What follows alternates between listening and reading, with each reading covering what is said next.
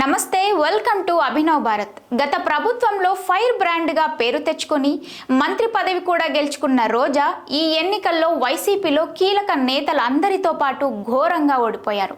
మాజీ మంత్రి పెద్దిరెడ్డి, ఆ పార్టీ అధినేత జగన్మోహన్ రెడ్డి తప్ప పెద్ద లీడర్లు ఎవరూ కూడా గెలవలేకపోయారు.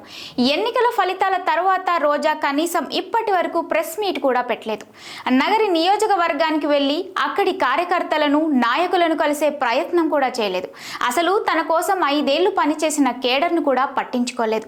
అప్పుడప్పుడు సోషల్ మీడియా వేదికగా చిన్న చిన్న పోస్టులు పెట్టి హల్చల్ చేస్తుంది తప్ప అసలు పార్టీ పట్ల బాధ్యతగా వ్యవహరించిన దాఖలాలే కనిపించడం లేదు. వైసీపీ నేతలే రోజాను దగ్గరుండి ఓడించారని వార్తలు గతంలో రావడంతో ఇక నగరి నియోజకవర్గాన్ని రోజా వదిలిపెట్టిందనే టాక్ నడుస్తోంది. ఇలాంటి నేపథ్యంలో నగరి నియోజకవర్గం విషయంలో జగన్మోహన్ రెడ్డి కీలక నిర్ణయం తీసుకున్నారని తెలుస్తోంది. ఆ నియోజకవర్గంలో ఇప్పటికీ టీడీపీకి బలం ఎక్కువగానే ఉంది. టీడీపీ నేత ముద్దు కృష్ణమనాయుడు కుటుంబం నగరి నియోజకవర్గాన్ని ఏలుతున్న సంగతి తెలిసిందే.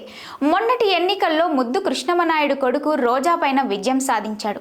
అయితే అలాంటి కుటుంబాన్ని ఎదుర్కొనేందుకు కొత్త నాయకుడిని తయారు చేసే పనిలో జగన్మోహన్ రెడ్డి పడ్డారని, వచ్చే ఎన్నికలలోపు కొత్త నాయకుడిని తెరపైకి తీసుకువచ్చి అక్కడ మళ్ళీ వైసీపీ జెండా ఎగురువేసేలా ప్లాన్ చేస్తున్నారని వార్తలు వినిపిస్తున్నాయి.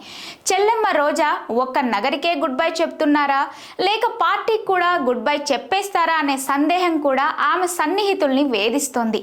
నగరు నుంచి తప్పుకునేదే నిజమైతే అక్కడ ఎవరిని భవిష్యత్తు నాయకుడిగా జగన్ నిలబెడతారు అనేది కూడా రాజకీయ వర్గాల్లో ఆసక్తిగా మారింది.